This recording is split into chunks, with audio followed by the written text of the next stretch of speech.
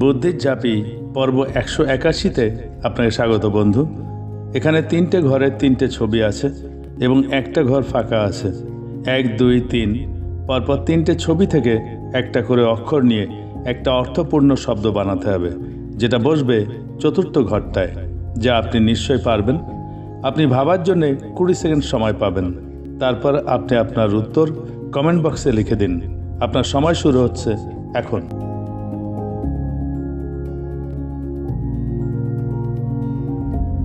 এইরকম আরও ধাঁধা পেতে আমার ফেসবুক পেজটা ফলো দিয়ে রাখুন এবং আইবি ক্রিয়েশনস ইউটিউব চ্যানেলটা সাবস্ক্রাইব করে রাখুন।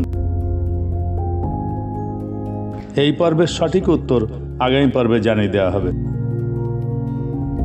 সময় শেষ। পর্ব 180-র উত্তর সচল বা সকাল। পরবর্তী ধাঁধার আসর বুদ্ধির ঝাঁপিতে আপনার সঙ্গে আবার দেখা হবে। ধন্যবাদ।